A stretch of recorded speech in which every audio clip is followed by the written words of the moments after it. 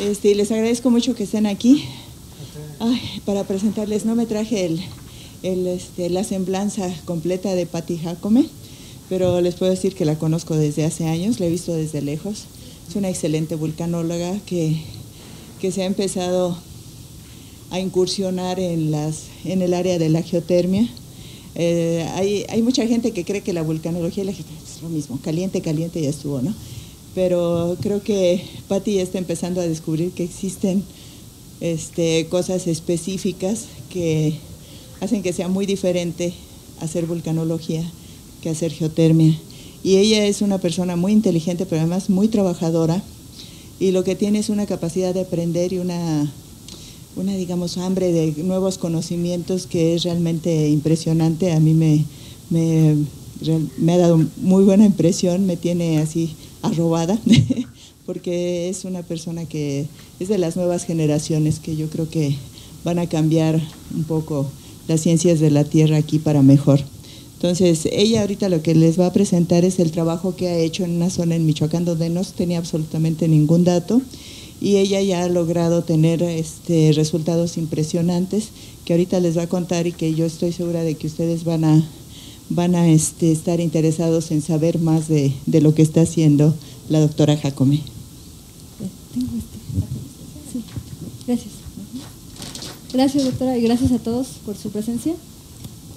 Para iniciar, el título de Geotermia de Ciccio es un título que realmente engloba muchas cosas cuando uno empieza a hacer exploración geotérmica, desde una parte social hasta ya propiamente lo que son las manifestaciones, digamos, en superficie.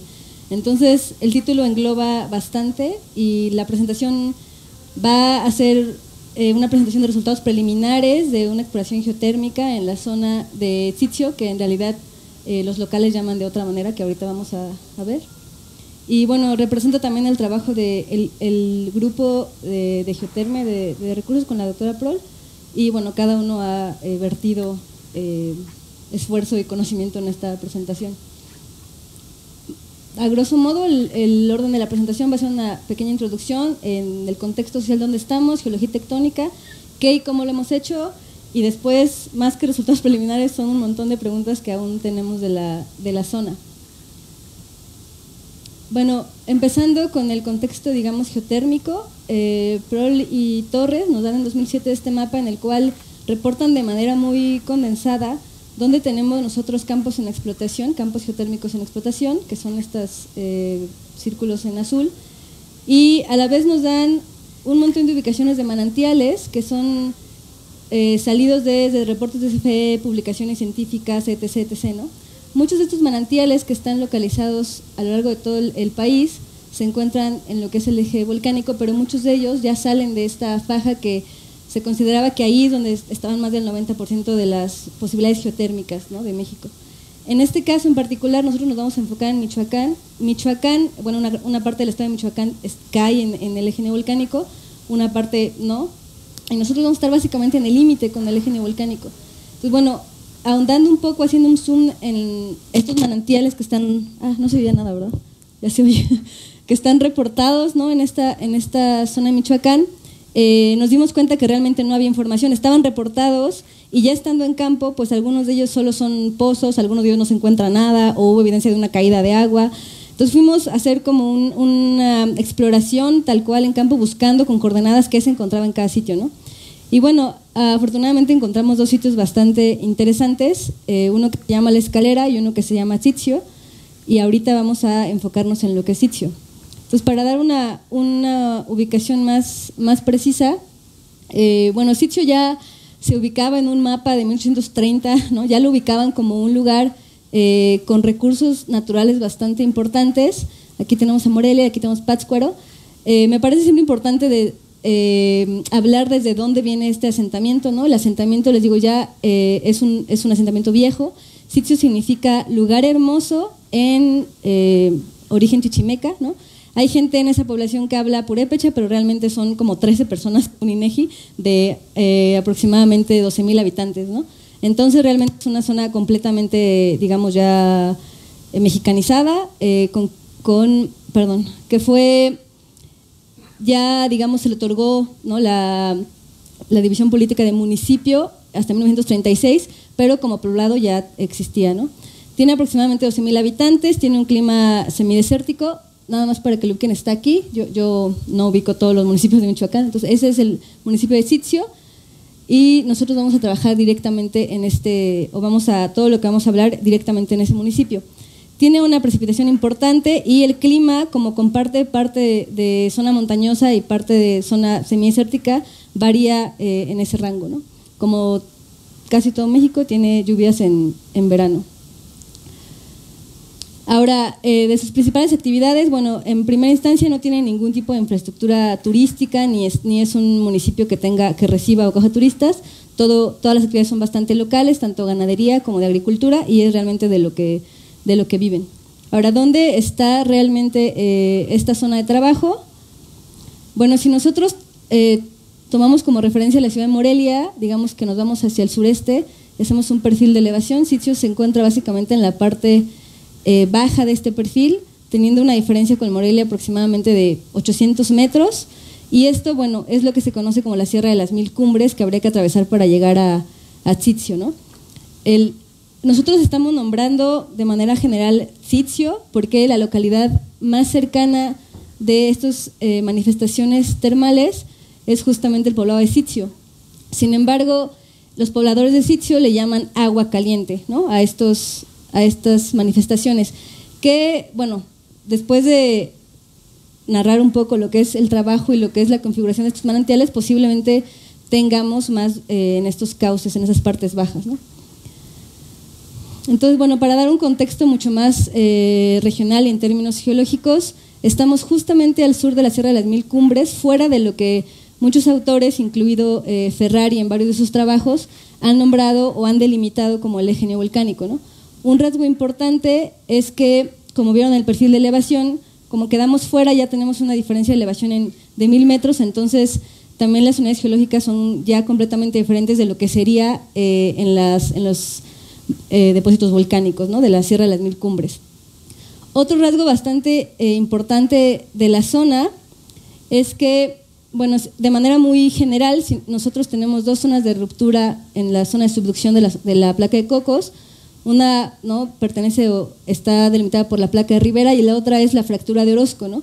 La fractura de Orozco delimita lo que serían como edades y densidades de la placa de Cocos, y nuestra zona de trabajo queda justamente en superficie por arriba de lo que es esta fractura de Cocos. En superficie, esta fractura se expresa como lo que se conoce como la anticlinal de Sitzio. Entonces, bueno, que aquí lo podemos ver. Aquí tenemos delimitado o pintado en naranja el estado de Michoacán. Tenemos lo que sería la traza de la fractura de Orozco y la anticlinal de Sitzio. Y nuestra zona de trabajo queda justamente al final de la traza de la anticlinal de Sitzio. Otra parte importante de esto es que esta zona en superficie delimitada por el anticlinal de Sitzio también se le conoce como el gap de Sitzio porque no tiene volcanismo presente, ¿no? Y dentro de las cosas que no tiene presente, ahorita regreso a tampoco tiene sismicidad presente, digamos, pidiendo los catálogos al sismológico y también viendo los reportes que ellos hacen ya bastante para el público en general, realmente no se encuentran sismos en esta zona. Lo más cercano son en Zitácuaro, como a 50 kilómetros al sureste de Sitzio propiamente, ¿no? Entonces no tenemos una sismicidad propia en la zona, ¿no? En cuanto a las unidades litológicas o la geología, bueno, tenemos que las manifestaciones de Sitzio se encuentran entre dos formaciones, la formación Tafetán y Sitzio Patámbaro. Este mapa geológico es un mapa simplificado de un trabajo de Gabriela Gómez Vasconcelos de Michoacán, con Garduño y Macías y todos este grupo, que ha hecho un trabajo respecto a la Sierra de las Mil Cumbres y a la génesis de cada estructura ahí, ¿no? Entonces nosotros tomamos y simplificamos ese mapa y, bueno, ubicamos nuestra zona de estudio. Ahora, como ya lo dije, al norte colinda con la Sierra de las Mil Cumbres, en donde, bueno, tengo diferentes tipos de depósitos, desde la ignimbrita de la Sierra de las Mil Cumbres, domos andesíticos, y tengo 4 estructuras caldéricas que justo Gómez Vasconcelos fecha entre 14 y 23 millones de años como la actividad más reciente de esta sección del eje neovolcánico. Bueno, ahora, otra parte importante del contexto, digamos, de la zona es que El acuífero del municipio al que pertenece el municipio o por el que se suple el municipio de Sitzio se llama Huetamo. En realidad cubre tanto la parte montañosa al norte, que es la zona de recarga del acuífero, y baja a lo que también se conoce, que incluye toda la zona de la que estoy hablando, como la depresión del Balsas, ¿no? Entonces tenemos una recarga constante debido a la orografía montañosa, ¿no? Los estudios de Conagua, los estudios de disponibilidad nos dicen que en realidad el movimiento del agua subterránea de este acuífero está en función completamente de la geología estructural y bueno, la reportan varias salidas superficiales. Y de acuerdo a sus estudios, los niveles de agua del acuífero no registran ninguna variación importante y tengo una, digamos, recarga positiva durante los últimos años, ¿no? No tengo pérdidas en este acuífero, ¿no? Entonces, al menos en esta zona tengo disponibilidad de agua y tengo bastantes salidas que han tenido, digamos, un caudal constante. Ahora, ya yendo propiamente a lo que nosotros hemos hecho en la zona, nosotros primero, por fines de incluso logística en campo un poco, hemos dividido la zona en dos secciones, una que llamamos agua caliente norte y agua caliente sur. Esto lo hemos hecho porque las manifestaciones se encuentran básicamente sobre un río que se llama el río Patámbaro y no es realmente posible caminar entre ellas, hay que volver a ascender y volver a bajar a la zona sur. Entonces, para fines del trabajo en campo, las dividimos tal cual, ¿no?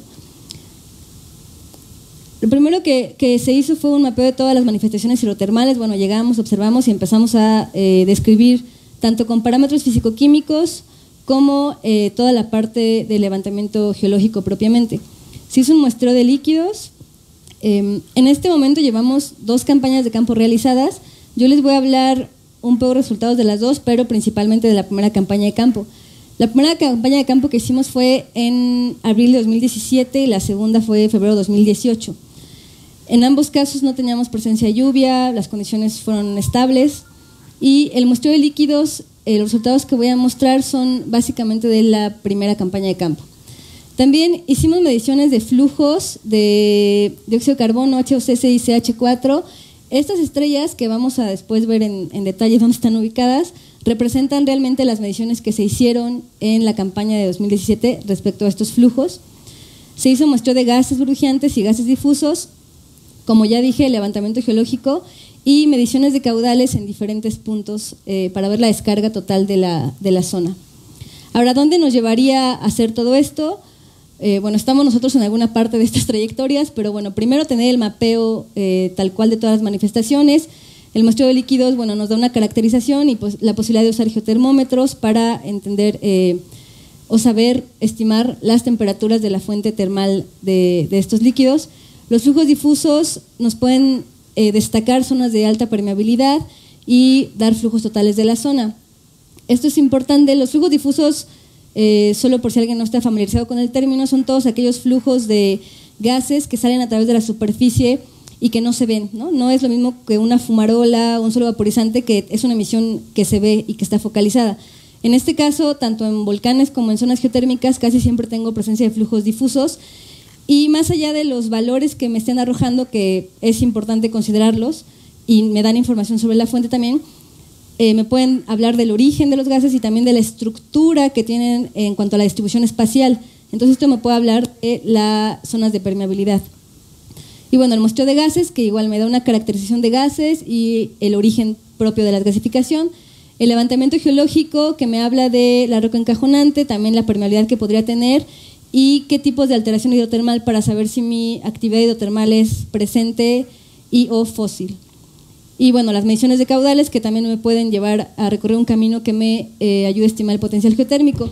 No en todos los casos estamos en el punto final, ¿no?, de la trayectoria y les voy a mostrar lo que tenemos. Y bueno, al final de este trabajo, ¿no?, lo que queremos es llegar a tener un modelo conceptual, ¿no?, de este prospecto. Entonces, bueno, los resultados preliminares, lo primero es que descubrimos que localmente estas zonas son usadas para balneología. Estos no son los bañistas, estos son mis colegas. No fotografiamos a los bañistas, pero en ambas ocasiones nos encontramos con ellos.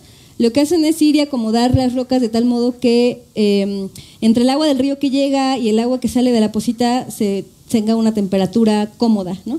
No nadan obviamente tan cercano a las manifestaciones. Obviamente lo hacen de un modo que incluso se queman cuando levantan la roca o no le calculan bien y les queda más caliente, necesitan más agua del río, ¿no? O sea, ahí tienen ya como su dinámica. A mí me pareció importante destacar este detalle porque, digamos, es otra línea de investigación y no es propio de esta presentación, pero en cuestión del riesgo habría que decirles que sale un montón de gas de la zona y que es una zona muy baja, entonces bajo ciertas condiciones atmosféricas se podría acumular el gas, ¿no? En algunas zonas, ¿no? Entonces me parece muy importante destacar esa parte. Y bueno, también es importante destacar que las manifestaciones quedan propiamente, o uno tiene que pasar más bien a través de una propiedad privada. Uno pide permiso al dueño, es muy amable, no vive ahí, es una casa de vacaciones. Entonces, pues también podría haber quizá a plan futuro una plática sobre cómo podrían usar mejor el recurso, incluso por conservación o por cuestión del riesgo, ¿no? Pero bueno, de esto dependería más bien todo lo que resulte de estos estudios, ¿no? Como otros resultados, ¿no? Ya más propios, en cuanto a geología y detalles estructurales, bueno, desde el 91 ya se ha reportado que en esa zona básicamente destacan 2 unidades litológicas, lo que se conoce como la formación Patámbaro-Sitio, que básicamente es un conglomerado de clastos de cuarzo y andesita, y la formación Tafetán, ¿no? Que es una arenisca de grano fino con oxidación, que se observa en campo. Entonces nosotros realmente pudimos observar las 2 unidades reportadas y nada más geológicamente hablando, ¿no? En cuanto a la parte estructural, bueno, como ya dijimos, justo tenemos la manifestación al final de la traza del anticlinal de Sitio y tenemos realmente entonces un fallamiento bastante intenso. Si nosotros imaginamos justo la estructura del anticlinal, tenemos 80 kilómetros de anticlinal y aquí tenemos la parte final de esta estructura. Entonces tenemos un fallamiento bastante intenso, con fallas normales o incluso inversas, y en algunas zonas tenemos evidencia en algunos bloques que hubo movimiento en cierta dirección y una reactivación en otra dirección, ¿no? Entonces tenemos también reactivación de estas fallas, ¿no?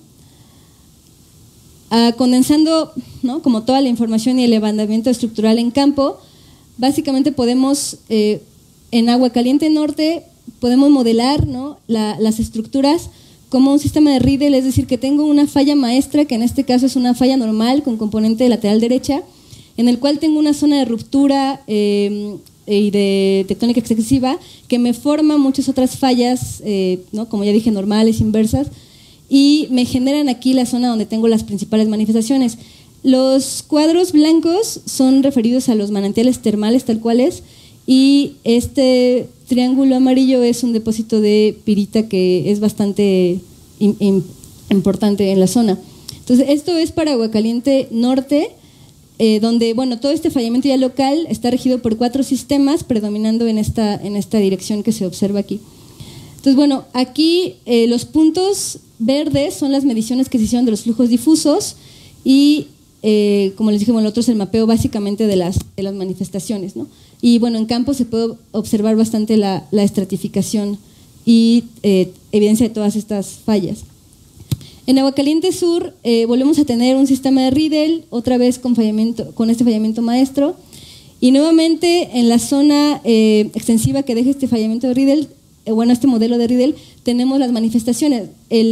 Aquí tenemos las principales salidas, los manantiales calientes, y aquí tenemos depósitos de pirita, y bueno, aquí es donde se midieron los flujos difusos con estos puntos verdes, ¿no? Obviamente todo este fallamiento local genera un montón de zonas de debilidad y nos da o nos permite tener la salida de fluidos en superficie. Entonces en superficie nosotros en campo podemos observar diferentes depósitos de minerales de alteración, como puede ser la caulinita, que posteriormente fueron corroborados aquí en laboratorio con sus espectros con espectrometría infrarroja y se observó que realmente coinciden con lo observado en campo, ¿no? Por ejemplo, aquí se encuentran en justo esta intersección de fallas con estos 3 rumbos noreste, ¿no? Aquí tenemos también, por ejemplo, pirita y caulinita, y otra vez nuevamente se observa en campo, ¿no?, toda esta manifestación de pirita y la caulinita, y se corroboró en laboratorio. Tenemos lo mismo nuevamente en este caso.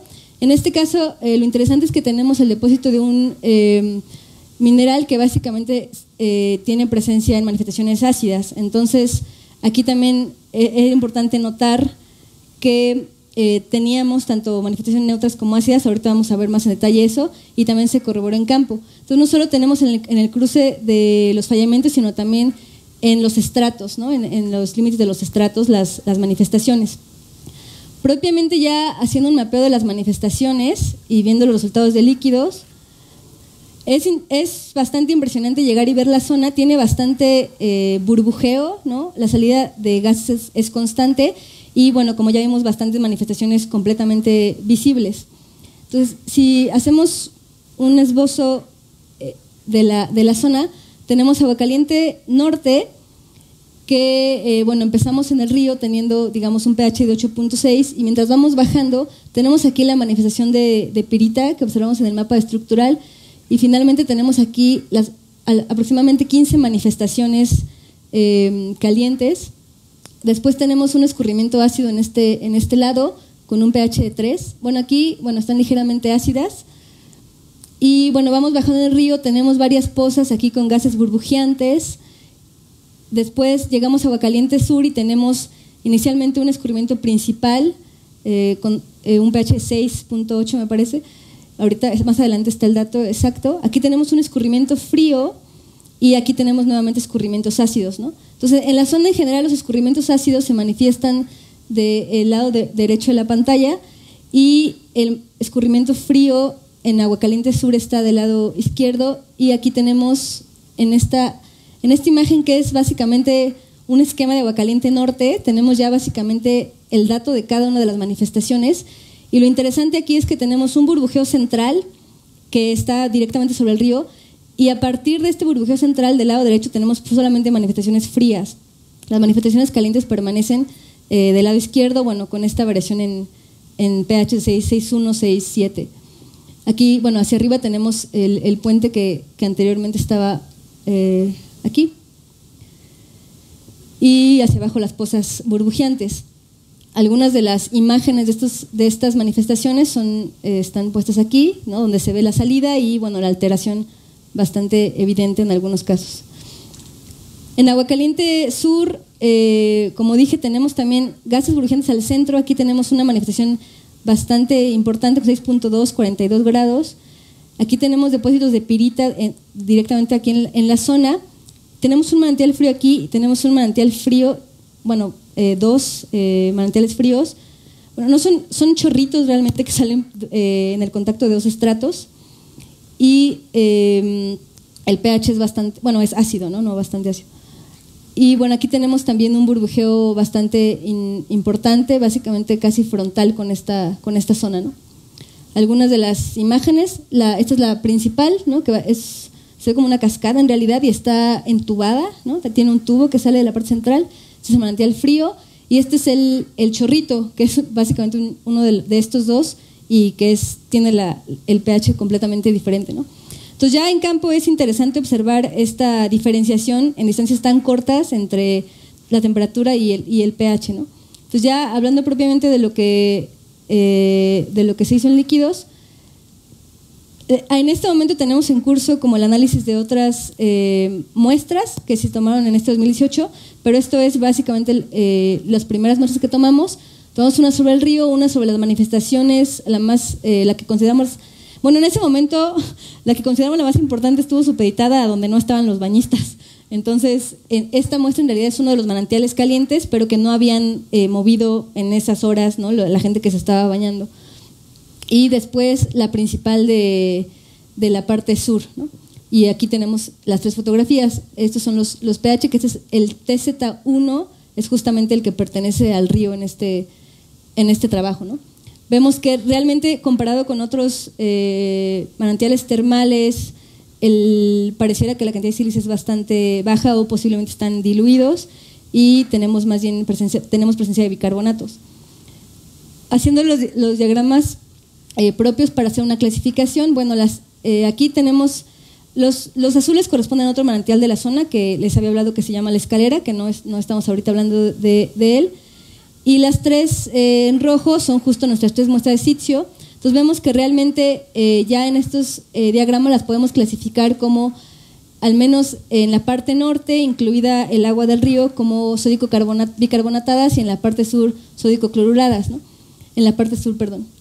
Ahora, si nosotros buscamos, ¿no?, justo graficar cationes para saber si están en equilibrio, en realidad nos sale que las aguas no están en equilibrio, por lo cual, tratando de estimar la temperatura a profundidad de la fuente termal de estos fluidos, no aplicamos geotermómetros de cationes, optamos por aplicar un geotermómetro de sílice solo para tener una primera idea.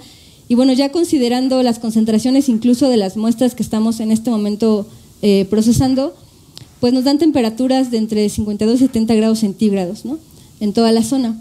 Ahora, esto posiblemente,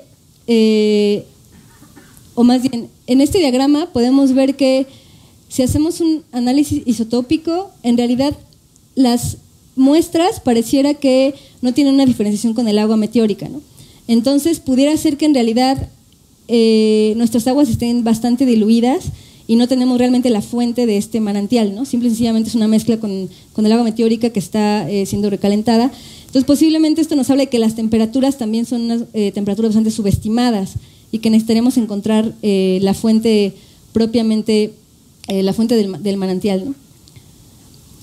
Ahora, también es de manera muy general y todavía sin datos precisos, digamos números precisos, si nosotros tomamos los caudales durante esta última campaña de campo, tanto en las salidas como en el flujo del río, y si hacemos realmente si calculamos con los resultados que tenemos preliminares, cuánto es el aporte de, por ejemplo, cloruros, ¿no?, que es un elemento conservativo y que no está reaccionando a lo largo de toda esta trayectoria, pues podríamos ver que en realidad estos manantiales nos están aportando una cantidad considerable, ¿no?, de solutos, ¿no?, en un orden de magnitud a este cauce del río. Entonces, en realidad tenemos una fuente ahí bastante importante, que hacemos una gráfica en la cual ponemos el cloro contra diferentes cationes, excepto en el sulfato. En estos tres, en realidad tenemos una linealidad, ¿no? Se puede modelar linealmente. Esto quiere decir que la fuente de cloro, al menos de estos líquidos, es la misma, ¿no?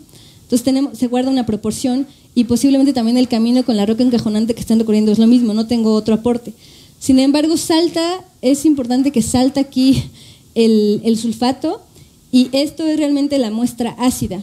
Entonces yo pudiera estar hablando de manera muy local como de una oxidación del H2S en superficie, que se mueve el ácido sulfúrico, y que posiblemente me dé más sulfatos a estas muestras ácidas y por lo tanto también menor pH, pero bueno, estos son posibilidades, todavía no hemos hecho como el estudio propiamente de por qué está pasando esta diferenciación, ¿no? Pero bueno, al menos podemos saber que los fluidos que están arribando a la zona tienen la misma fuente y bueno, estamos haciendo más estudios en esto. Ahora, en cuanto a las emisiones difusas, es importante notar estos valores, se midieron los tres flujos, H2S, CO2 y CH4. Por los resultados preliminares, el CH4 pareciera que es propiamente un fenómeno en superficie por materia orgánica o etc., ¿no? En cambio, el flujo de H2S y CO2 está realmente distribuido en toda la zona. Y bueno, cuando uno tiene H2S en superficie, posiblemente viene de alguna fuente profunda. En general, el H2S reacciona previamente de llegar a superficie, ¿no? Y es raro tenerlo en superficie. CO2 en realidad tengo en cualquier suelo que yo mida flujos de CO2. Un suelo normal tiene menos o alrededor de 100 gramos metro cuadrado por día. Entonces aquí estamos hablando de 180,000 en los puntos con mayor flujo, y aquí estamos hablando de 4,500 en estos puntos que destaqué en esta imagen porque son los de mayor flujo tanto de H2S como de CO2, ¿no? Entonces estos valores ya me hablan de quizá una desgasificación ordinaria del suelo más una desgasificación extra, quizá debido a este aporte profundo. Fue muy interesante y tampoco hemos llegado a una respuesta. En 2017 los rangos de flujos, tanto caliente norte como sur, son incluso un orden de magnitud por debajo de los rangos que medimos en 2018 para los tres gases. Hablando del H2S, en 2017 ni siquiera los detectamos, estaban debajo del límite de detección del instrumento y no tuvimos un reporte de este gas. En cambio, en 2018 tenemos ya un aporte considerable en la zona, ¿no? Entonces, yendo a cada uno de los gases, en Agua Caliente Norte, bueno, estos los estadísticos principales en 2017 y 2018. Esto es un mapa de distribución en el cual la zona que está aquí encapsulada por este rectángulo es realmente la zona que se midió en 2017. Es decir, el área que se midió en 2018 es mucho mayor, cubrimos mucho mejor la zona.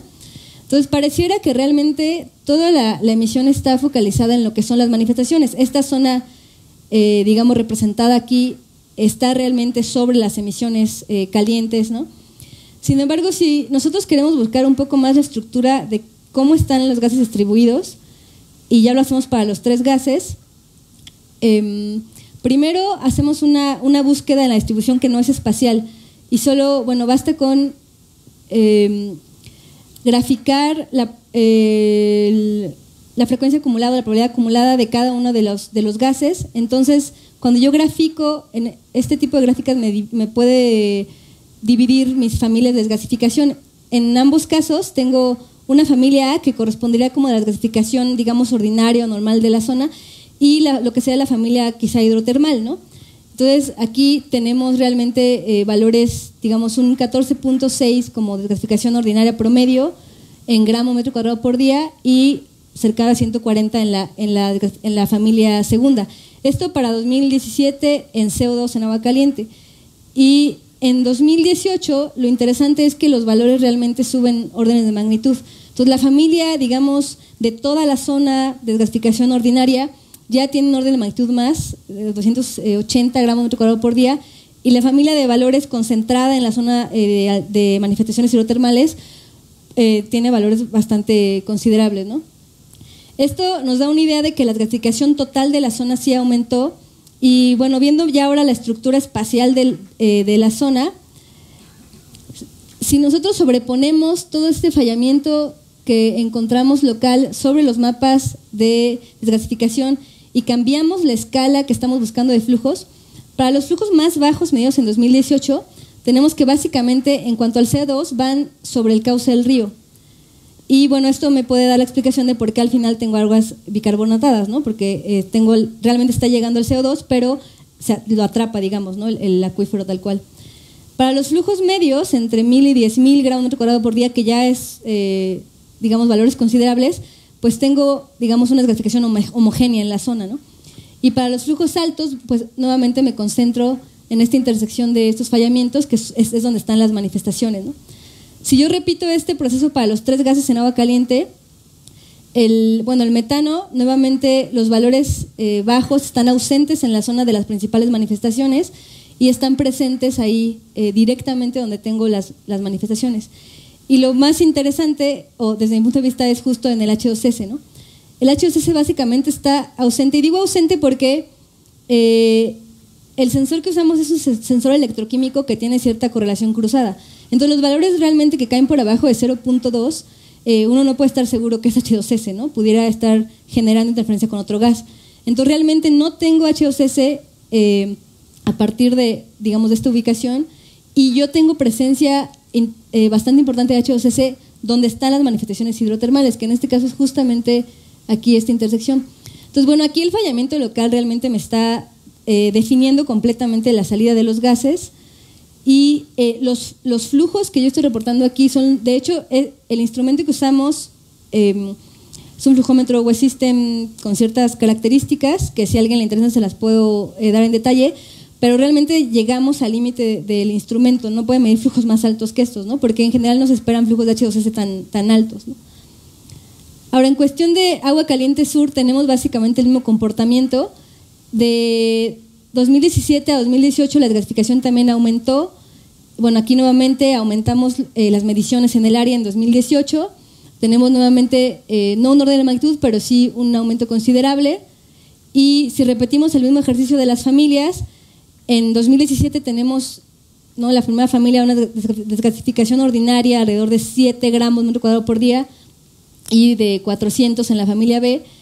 Y en cambio en 2018 nuevamente aumentamos, digamos, la desgasificación ordinaria podríamos calificarla como de un suelo normal, sin embargo la parte hidrotermal está desgasificando con un orden de magnitud mayor, ¿no? Y en cuanto a la distribución espacial, nuevamente observamos el mismo fenómeno, ¿no? Si yo hago como este zoom ya en la estructura propiamente de los flujos, pues los flujos mayores, por ejemplo el CO2, están directamente donde tengo esta intersección de fallas y ya las manifestaciones en superficie propiamente. Y si yo empiezo a bajar la escala, observo la estructura de desgasificación que realmente corresponden con las estructuras de fallamiento locales que yo tengo. En cuestión del H2S, nuevamente, aquí tengo directamente en la zona de las manifestaciones hidrotermales mucho más depósito de pirita y puedo observar propiamente ahí que tengo los valores más altos del flujo de H2S, ¿no? Los valores aquí no son realmente tan altos, ¿no? Yo diría que básicamente aquí posiblemente no tengamos alguna salida de algún gas, pero no de H2S propiamente, y en esto sí nuevamente corresponde, ¿no? Y de metano, bueno, nuevamente lo mismo, corresponde perfectamente a la zona de intersección de fallamientos donde tengo la desgasificación mayor, ¿no? Pues bueno, esto es como a grandes rasgos todo lo que hemos observado y visto en la zona. Entonces digo, como algunos comentarios más que conclusiones, puedo decir, bueno, no hice énfasis en la composición isotópica del carbono, ¿no? de estas salidas de gases que tenemos en la zona. En ambas zonas hicimos un análisis isotópico del carbono y tenemos realmente lo que pudiera ser algo magmático profundo, no tenemos algo somero ni orgánico en el carbono, ¿no? Tanto del metano como del dióxido de carbono. No es cierto, del dióxido de carbono. Del metano el valor es bastante orgánico, de materia orgánica. Entonces, como una conclusión importante, es que tanto la emisión de H2S, que decimos que es un gas profundo que no está reaccionando en su trayectoria, y tanto la composición isotópica del carbono podrían sugerir, ¿no?, algún aporte de fluidos magmáticos viajando a través de zonas de debilidad estructural, ¿no?, o alta permeabilidad. Y tenemos posiblemente que el bajo contenido de sílice y de cloruros en la composición química de las aguas pudiera ser evidencia de que este fluido ya sufrió una ebullición previa o de que está bastante diluido ya en superficie debido a la presencia del río. Ahora, la desgasificación difusa de CO2 es bastante considerable. Yo la puedo considerar con valores que se han encontrado en volcanes activos directamente, básicamente en el burbujeo de volcanes activos o fumarolas. Entonces, me parecería importante darle seguimiento, tener un monitoreo en la zona y bueno, ahí se puede hacer cosas enfocadas al riesgo. Y bueno, debemos explorar en mayor detalle todas las manifestaciones y dar respuesta a algunas preguntas que pudieran ser como las diferenciaciones en temperatura y pH en esas distancias tan cortas, el modelo propiamente hidrológico de la zona, tratar de entender cómo o por qué pudo haber sido este aumento de desgasificación, tratar de inferir más sobre la fuente de calor, la fuente también química, si realmente el fallamiento es activo en la zona, incluso el propio fallamiento activo pudo haber provocado esta mayor emisión de gases o permitido la mayor emisión de gases, y quizá encontrar las zonas de mayor esfuerzo estructural para ver si realmente están coincidiendo con la salida de los fluidos. Es como el overall de todo lo que hemos hecho. Les digo, son resultados preliminares y estamos abiertos a si alguien tiene preguntas o respuestas de estas últimas. Muchas gracias.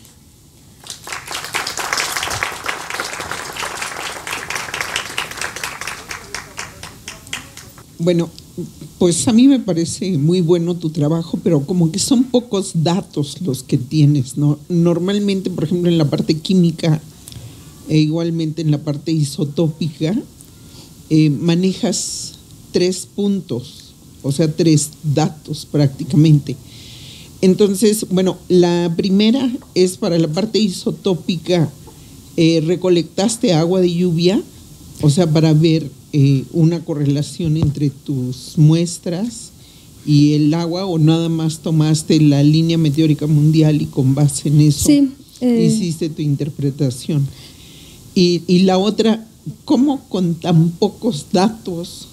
O sea, la perspectiva, estoy de acuerdo que esto es un avance, o sea, ¿es el muestrear más o cuál es tu proyecto a futuro? Sí, de lo primero, sí, en la segunda campaña de 2018 en realidad tomamos ya más de 12 muestras de todas las manifestaciones y tenemos, eso está en proceso, ¿no? Entonces no lo presenté ahorita porque tuvimos algunos detalles en los números, digamos. Entonces presenté esta primera análisis que se hizo, que son pocas muestras, ¿no? Son 3 solamente. La primera fue tomada sobre el río y realmente la comparación isotópica es contra esta, ¿no? Cuando realmente en la parte norte de la zona, ¿no? Que no teníamos evidencia de ninguna manifestación hidrotermal previo a este punto, ¿no? Entonces no tomamos agua de lluvia, sino que la hacemos contra, la línea mundial y contra esa, ¿no? Entonces, yo digo que no hay ninguna diferenciación y que posiblemente tenga esta influencia meteórica. Estoy hablando de que es básicamente lo mismo que nos resultó del agua de este río, ¿no? Y sí, en realidad tenemos muchos más datos ahorita, pero no están presentados y realmente ya teniendo todos los datos podríamos intentar hacer algo más también con geotermómetros, otras cosas. Sí, son pocos datos para tener conclusiones realmente determinantes ahorita. Sí, es 90% CO2. Las secuencias mesosóicas, ahí no hay también calizas. En campo nosotros no vimos calizas, no. Gracias. Es que más hacia el oriente hay secuencias jurásicas con carbonatos. Entonces me pregunto si tal vez, aunque no afloren ahí, haya secuencias de carbonatos someros en la zona. Directamente en sitio no vimos ni carbonatos ni calizas. En la otra zona que estamos explorando es muy diferente, que es, digamos, más o menos las mismas unidades litológicas, pero en esta zona no. Nosotros aquí no, así directamente en el cauce de ese río no tuvimos evidencia de. ¿Alguna otra pregunta?